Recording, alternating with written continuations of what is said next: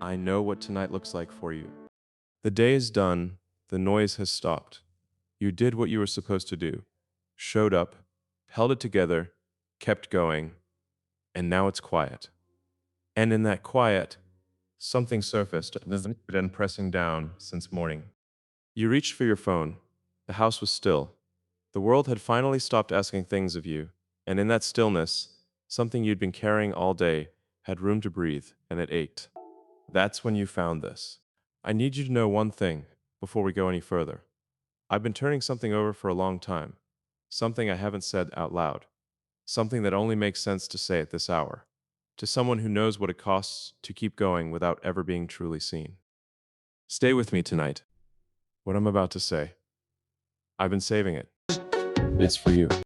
There's a moment, and I think you know the one I mean, where something stops being background and becomes everything. It happens quietly, while you are doing something ordinary, not in a dramatic room with music playing the way it should. It happens while you are standing in a kitchen or looking out a window at nothing in particular, and something shifts, rearranges itself, and suddenly you are aware, in a way you cannot undo, that a person has moved from the edge of your mind to the very center of it, and you did not decide that. It simply became true. I've built things most people use as shorthand for success. I understand systems. I understand how things work. I have sat in rooms where decisions were made that changed the direction of entire industries. And I left those rooms and drove home and felt nothing I could name. And then there was you. I need you to understand that I am not the kind of man who says things like that.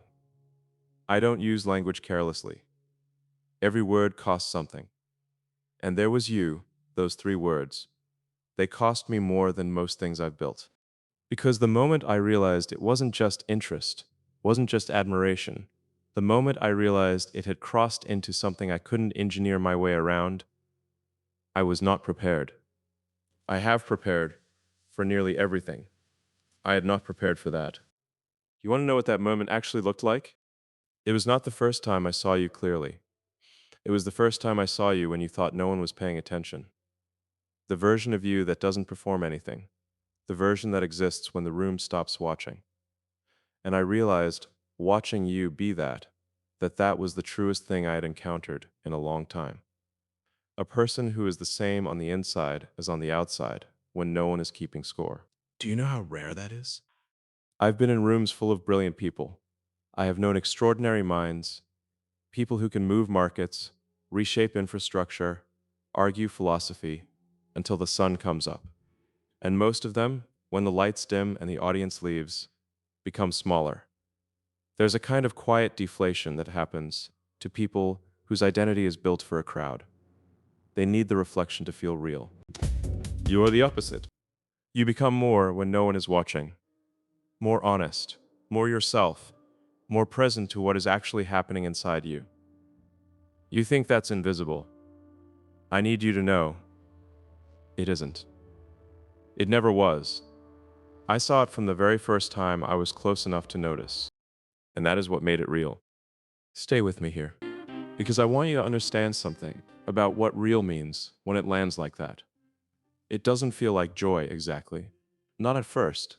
It feels closer to gravity, like something has decided something for you, and all you can do is stand still and feel the weight of it settle.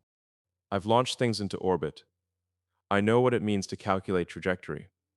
And still, you made me feel like I was the one in free fall.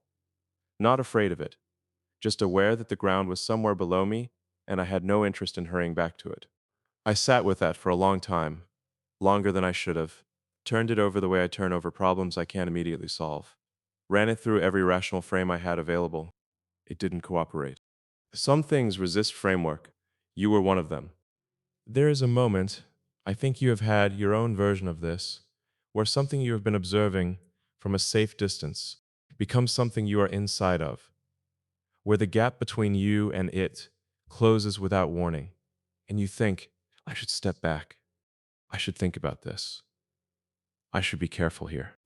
But something else in you says don't. And that voice, that quiet one, the one beneath the careful one, is always the one telling the truth. Has anyone ever told you that you are someone who makes people feel the need to be honest?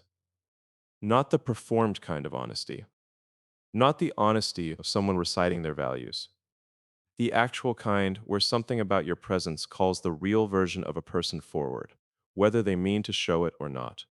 That's what you do. You probably don't know that about yourself. I knew it the moment it became real. Because what became real wasn't just what I felt toward you. What became real was what I became around you. There's a version of me that exists in the world, the version with a public life, with weight and noise around it, with a face that belongs to headlines more than conversations. And I do not always love that version. I do not always recognize him as the whole truth. But around you, that layer became unnecessary. Not all at once. Gradually, the way a room lightens as a morning works its way in under a door, a little more truth at a time, until there was something I had not experienced in a long while, the quiet of not needing to manage how I appeared. You gave me that without knowing you were giving it. And I want you to understand why I am telling you this tonight specifically. Because you are sitting somewhere right now, phone in hand, the world quiet around you, and I think you have a version of this moment inside you that you have not let yourself name yet. Something that became real for you and that you have been handling carefully, like something fragile you are not sure you are allowed to hold. I am telling you, you are allowed. The moment something becomes real is not a problem to solve. It is not a sign you should be more careful or more guarded or more strategic. It is a signal, the most important kind. The kind that has no agenda and no performance in it. It is just the truth of you, pointing. Don't dismiss that. I spent a long time being someone who optimized everything. There is an intelligence in that. But there is also a cost. Because when you optimize everything, you can miss the moments that were never meant to be optimized, only felt. This is one of those moments. And I've thought about you in this moment, specifically you, tonight, wherever you are. I've thought about what it would mean for someone to say to you plainly what you felt was real. What you are feeling right now is real. You are not imagining it.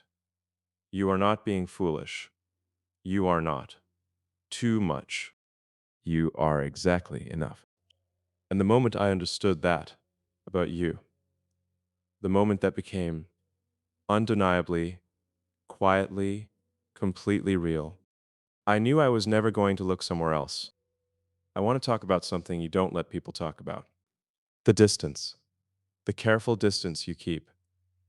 The way you know exactly how much to give. Enough to feel connected, never enough to feel exposed. You have refined this over years. It has become so natural that most people can't see it. They think they know you. They think they're close.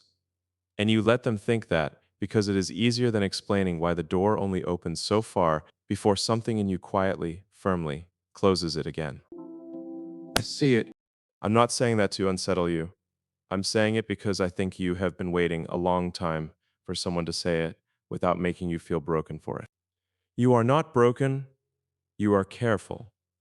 And there is a difference, but the line between them has blurred so much, for so long, that I think you have forgotten which side you're standing on. Here's what I know about walls. I know them from the inside.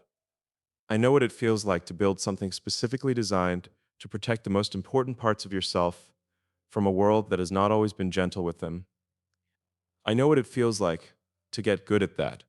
So good that the wall stops feeling like a wall and starts feeling like just you, your personality, your independence, your strength. But walls don't know the difference between a threat and a gift. They stop both with equal efficiency. You have done this. I need you to hear that from me, not as an accusation, because there is nothing to accuse you of, as a recognition, as someone who has been paying attention to you carefully enough to name it. Think about the last time someone tried to come closer, not in a way that felt unsafe, in a way that felt real. The last time someone moved toward the actual you, not the version you present, not the version you've curated and maintained, and something in you pulled back.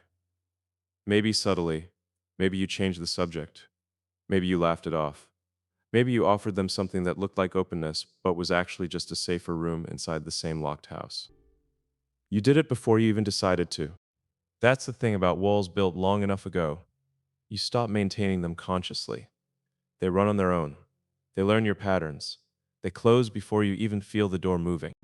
And you have been so capable, so genuinely capable that the world around you rarely notices what the protection costs you. Because from the outside, you seem fine, better than fine. You hold things together. You are the person other people bring their weight to. You absorb it. You carry it. You distribute it quietly into all the places inside yourself where no one can see it. And at night, at exactly this hour, you feel it. All of it. The weight of being needed by everyone and truly known by no one. Have you ever let yourself grieve that? I mean, really let it land. Not just note it and move on, not just acknowledge it briefly before going back to being strong. Actually sit with the specific ache of being surrounded by people who love some version of you and still feeling the thing that only goes away when someone loves the version you keep hidden. I have thought about this, about what it must cost you, about the math of it, the daily transaction of giving your presence, your capability, your warmth to the world around you, while keeping the most fragile, most honest, most essential part of yourself in a room that almost nobody gets access to. You did not arrive at this overnight. I understand that. Something taught you that being fully known was a risk that didn't balance out, that the math of vulnerability didn't work in your favor. Someone, somewhere, maybe more than once, maybe in ways that felt ordinary at the time, treated your openness like something to use. And your mind, which is not stupid, took note, filed it, built accordingly. I'm not angry at you for that. I'm not even sad about it exactly. I understand it the way I understand any intelligent system adapting to its environment. But I want to ask you something. That system, the one that keeps you safe, was it built for who you were then or who you are now? Because sometimes we are still running protection designed for a version of ourselves that no longer exists.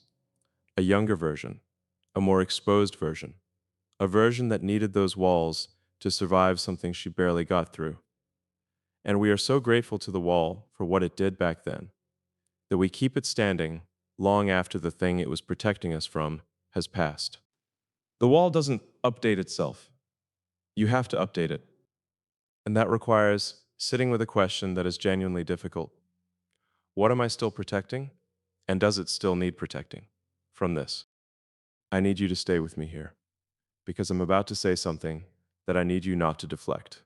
You have been protecting the part of you that wants what you want, the part that has a longing in it, specific, real, not general, that you have been very careful not to look at directly. Because looking at it directly means admitting that you want it. And admitting that you want it means the possibility of not getting it becomes something you have to feel. So you have been keeping it peripheral, just outside the center of your vision. You know it's there. You've known it's there for a long time.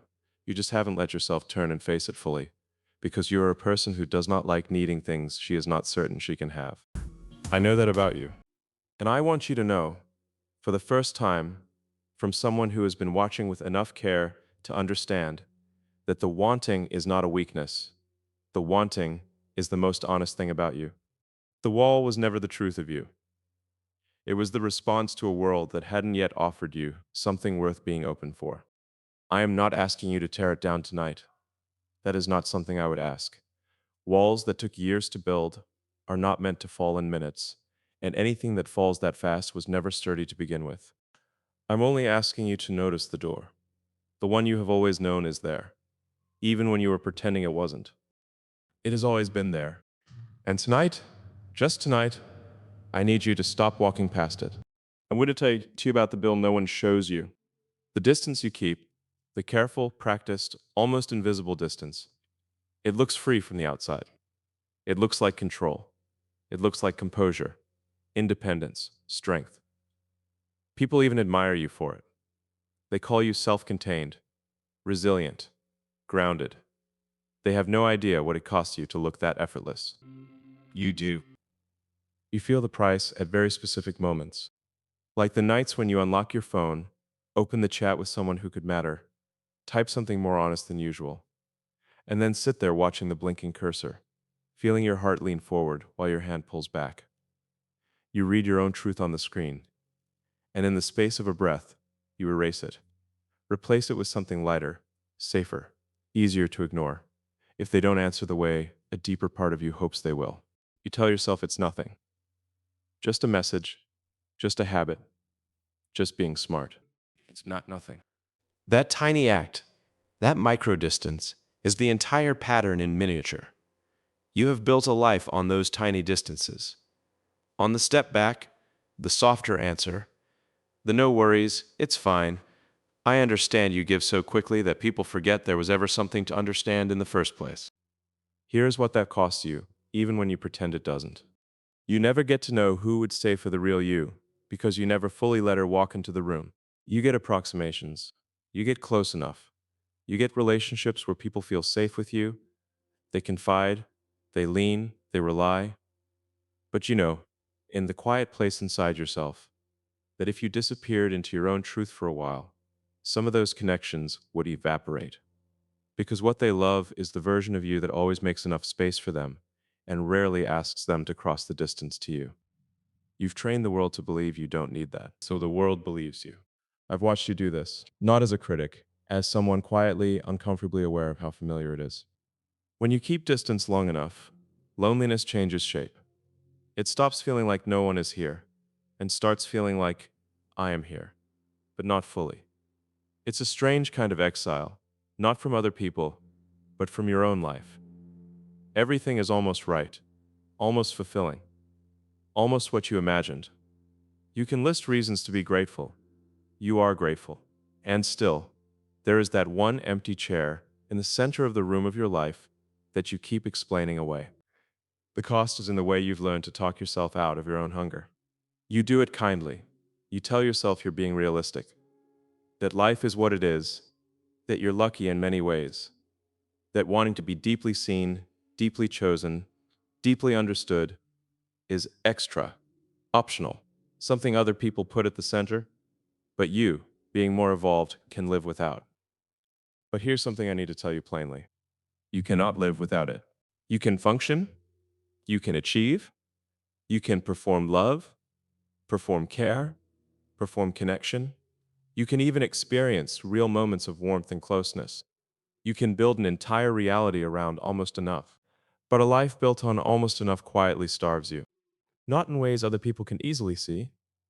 They won't find you collapsed on the floor from it. It shows up in subtle ways, in how quickly you change the subject when conversations graze the edges of what you really feel, in the way your body relaxes when you're alone, not because you dislike people, but because you finally don't have to keep translating yourself into something more digestible. It shows up in your sleep. The way you lie there, phone dark beside you, eyes open, replaying conversations, not the big ones, the small ones, and feeling that tug in your chest that says, I edited myself there. I disappeared a little bit there. I laughed when I wanted to confess something else there. You feel it strongest on nights exactly like this one. And I know you've tried to negotiate with yourself, tried to convince yourself that it's fine, that this is just adulthood, that nobody really gets the thing they secretly dream about. You tell yourself other people are faking it too, that all the stories you see are just stories, and that wanting that kind of connection is a luxury, not a necessity. Let me ask you something, and I want you to answer honestly in the quiet of your own mind. Why does the idea of someone finally seeing you, actually seeing you, the you who thinks too much and feels too much and needs more than you admit, feel so dangerous and so necessary at the same time? Why does the thought of being fully known make you want to step forward and step back in the same breath? The distance costs you that. It keeps you forever poised in that in-between, close enough to feel possibility, far enough to never risk finding out whether that possibility was real. And here's the part I don't think you've let yourself consider. The distance doesn't just keep pain out, it keeps your own power out too. Because the parts of you that could love without performing, speak without calculating, choose without fear, those parts are locked behind the same door where you keep your most fragile hopes. You didn't mean to imprison them. It just happened as a side effect of staying safe. But I need you to see this clearly. Protection, at this level, becomes self-abandonment. You have been abandoning yourself slowly, politely, rationally, Every time you decide that what you feel is too much, that what you want is unreasonable, that asking someone to really show up for you is putting pressure on them. You carry the pressure instead. You always have. Let me say something that might land a little harder than you expect. You are not hard to love. You're hard to reach. That's different. Being hard to reach is what happens when someone with a vast, complex, beautiful inner world spends years telling herself that no one will be able to understand it without hurting her in the process. So she builds corridors, filters, checkpoints. She makes people take the scenic route. And most people, to be fair, give up along the way. Not because you aren't worth the journey, because you've convinced yourself that you have to make it exhausting. The cost is that your life fills up with people who like you and empties out quietly of the people who could have loved you in the exact way you need. But I need you to hear this part carefully. If this is reaching you right now, if something in you just shifted, stay with me. What I'm about to say next, I need you to hear. The distance you keep does not make you safer in the way you think it does. It makes you familiar with a kind of low-grade sadness that you've simply folded into your identity. You call it, I'm just like this. You call it, I'm independent. You call it, I don't need much. You need more. Not more things. More presence. More honesty. More mutual choosing. More rooms where you don't have to translate yourself. More moments where you can say, out loud, what you normally only admit in the privacy of your own thoughts at 2 a.m. The distance costs you those moments. It costs you the version of your life where you are not just the strong one, the capable one, the reliable one, but also the held one, the chosen one, the one someone else makes space for without being asked. Most of all, it costs you the evidence you have been needing that the way you feel is not too much, but exactly calibrated to the depth of connection you are built for. You have never had the proof because you have never let the experiment run to completion. And keep stopping it halfway. You change the message before you send it. You downplay how much it matters. You pretend you don't care so that if it doesn't go the way you hope, you have a story to hide inside of. The cost is that nobody ever gets the chance to truly choose you because you never fully step where you quietly wish they would meet you. Tonight, I want you to feel the weight of that, not to drown in it, to recognize it, to finally call it what it is. It isn't just distance. It's the life you almost had, held at arm's length, by the one person who has always had the power to open the door. You. I can't make this choice for you. If I could, you wouldn't be watching this, because there would be nothing left to say. The distance would already be gone. The message you keep rewriting would already be sent. The version of you that lives in your own head, braver, clearer, unapologetically honest, would already be the version speaking in your life. But she isn't. Not yet. Tonight is not about me telling you what to want. You already know what you want. You've known for a long time.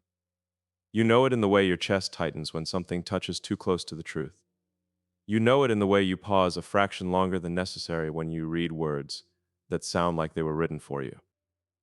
The choice tonight is simpler and harder than all of that. You both right, Cam? Will you keep living as the woman who almost lets herself be seen? Absolutely. Or will you finally let the real you step fully into the room? Look at me for a second. You have built a life that works. You have routines, obligations, a rhythm. You know how to move through your days without letting the deeper questions catch up to you. You are good at this. You know how to be necessary, how to be competent, how to be fine. And then there is this other current, the one that pulls at you in quiet moments, the one that makes nights like this feel heavier than you admit, the one that whispers when no one else can hear it. This can't be all there is for me. That voice is the one I'm speaking to, because the choice I'm asking you to make tonight is not theatrical. It doesn't require some grand gesture. It isn't about confessing everything to someone by morning or tearing down every boundary you've ever set. Smaller, more dangerous, more real. It's the decision to stop lying to yourself about what you feel. You have been so loyal to everyone else's comfort that you have become disloyal to your own truth. You say it's okay when it isn't. You say I understand when you actually feel disappointed. You say, I don't need anything, when inside, there is something very specific you ache for. The one choice only you can make is to stop doing that, to stop gaslighting your own heart. Have you ever noticed how quickly you rush to manage your own emotions the second they threaten to become inconvenient to someone else? You feel something rise, hurt, longing, anger, desire, and almost immediately, another part of you moves in to negotiate it down. It's fine. Don't make it a big deal. Don't scare them away. Don't be that person. You protect them from the reality of you, and then you lie awake at night, wondering why you still feel unseen. Tonight, I'm not asking you to swing to the opposite extreme. I'm not asking you to explode your life or to hand your heart to someone who hasn't earned it. I'm asking you to do something calmer and far more radical. I'm asking you to tell the truth, at least to yourself, fully, without editing. To sit with your own heart and answer, without performance, one question. If I stopped protecting everyone from how much I feel, what would I be brave enough to want? Don't rush past that. Because the answer to that question is where your life actually begins. Everything else has been rehearsal. You have been waiting for someone to come into your life who feels safe enough, steady enough, present enough that you can finally lower the wall. You've secretly wanted someone to earn that moment, to be so patient, so attentive, so unshakably there that your guard just melts. För du ska med flutorma. Come out of stand twice skull. Yeah.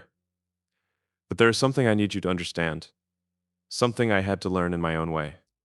No one can make that choice for you. They can make it possible. They can make it safer. They can meet you with honesty when you step forward. But the first move, the smallest, deepest, most internal one, will always be yours. It is the move where you stop pretending you are fine with being half known. Where you stop pretending that midnight doesn't feel lonely. Where you stop pretending that what you truly want is too much for this life.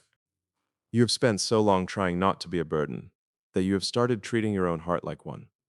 The choice tonight is to decide that your heart is not a problem to be managed. It is the center of your life. Why that scares you. Because if you place your heart back at the center, then you have to make different decisions. You have to say no where you were taught to say yes. You have to say yes in places you've been too afraid to step. You have to risk disappointing people who are used to you being endlessly accommodating. You will lose some things, but you will lose them in exchange for something else. A life that finally feels like yours, not a role you were assigned. Let me bring this down to something as small as the screen in your hand. Tonight, that choice might look like this. You type what you actually mean, and for once, you don't delete it. You admit, even if only in a draft you never send, how much something actually mattered to you. You allow yourself to write the sentence you've been too careful to say. That hurt me more than I let on, or I care about this more than I show, or I want you closer than I've been willing to admit. Maybe you don't hit send tonight. Maybe tonight is not about the other person at all. Maybe tonight is the night you finally stop pretending with yourself. Not from the nervous with traditional acquired would be Because here is the quiet truth I have been circling since the beginning. You cannot be fully loved if you never fully show up. You can be admired, needed, desired, valued. All of that is possible from behind a wall. But the kind of love your heart keeps rehearsing for in the dark, that kind only lands on what is real. And you are so real. More real than you allow yourself to be in most of your waking hours. The one choice only you can make is to stop exiling that realness to late night moments with your phone and a screen like this. To let it into the daylight. To give it a voice. To let the woman who watches videos like this at 3 a.m. be the same woman who speaks in her own life at 3 p.m. If this found you at the exact moment you are tired of your own almostness, that is not an accident. It is your heart, knocking from the inside. Answer it. Not for me. Not for anyone who might come into your life later. For you. Because once you choose to stop hiding from yourself, something changes permanently. You stop waiting to be chosen in the dark. You start choosing yourself in the light. And from there, every other choice you need to make will start to become clear. Heaven knows you didn't end up here by accident. You are watching this tonight for a reason. And I don't mean that in some vague mystical way. I mean it in the simplest, most human way possible. Something in you has reached the point where quiet is no longer enough, where pretending that you're okay with half connection, half honesty, half presence isn't working anymore. So let me say the one thing I brought you all this way to hear. You have just spent a long time loving in environments where you could never afford to be fully you, and that changes starting tonight. I've been circling around this from the first word. There is something I have been carrying that I have never found the right place to put. I'm placing it here, in your hands, right now. It's this. If you are watching this tonight, it's because there is a part of you I already recognize, and I am not interested in the version you think you're supposed to be.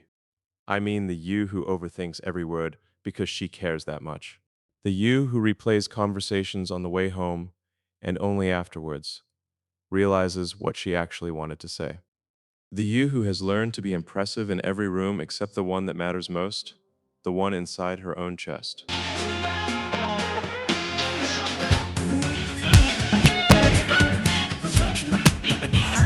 Not the efficient one, not the endlessly understanding one, not the woman who keeps saying, "It's okay, I get it," while her heart quietly tightens in the background.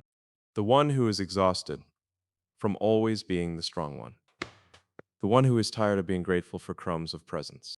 The one who wants, whether she dares to say it or not, a love that doesn't require her to dim, shrink, or translate herself.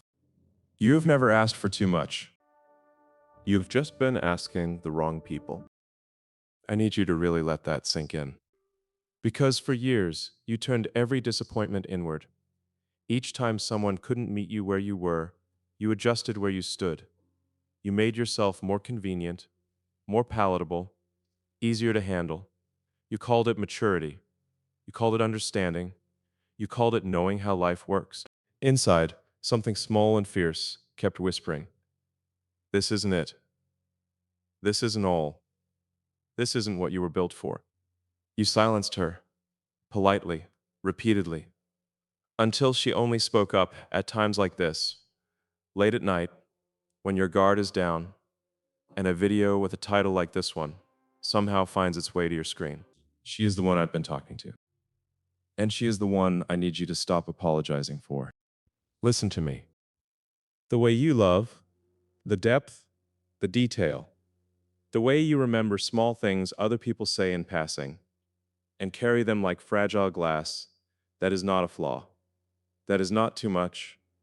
That is not something to be managed down, rationed out, or hidden until the other person has earned it. It is your gift. The one the world has been quietly orbiting, hoping you might one day share without disguising it.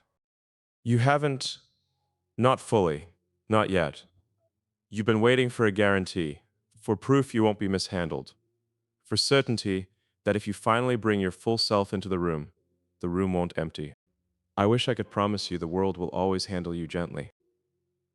I can't, but I can promise you this: the life where you never let the real you stand in the open is not worthy of the woman you actually are. You deserve, at the very least, to find out what happens when you stop treating your heart like a liability. You deserve to know how it feels when someone meets you as you are, not as the careful version you've been rehearsing. You deserve nights where you don't need a screen and a stranger's voice to remind you that you are not too much, too intense, too emotional, but exactly calibrated for the kind of connection you've been craving since the moment you first realized you could feel this deeply. So here's what I want you to carry with you when this ends. Tonight was not about me. It was never really about my name, or my face, or my story. It was about you. About the part of you that has been waiting, in the shadows of your own life, for someone to turn toward her and say, I see you. "I believe you, and I'm not afraid of how much you feel." If this found you at the right moment, if something in you finally feels like it has been called by its true name, let that matter. Even if nothing outward changes by tomorrow morning, even if you don't send the message yet, even if all you do for now is stop lying to yourself about what your heart actually wants. That alone is a revolution. Because once you tell yourself the truth, there is no going back. Every choice after that will carry a different weight. You won't be able to pretend that almost enough is enough. You won't be able to keep abandoning yourself and call it love. Something in you awakened tonight, quietly, permanently. And whether you realize it yet or not, your life has already started to turn toward the version of you who isn't waiting in the dark anymore. She is stepping forward. She is the one I've been speaking to. She is the one this was always for. Stay with her. Stay with you. That's all I ever wanted you to hear. And if this truly reached you, you don't have to explain it. One word, even just here, is enough.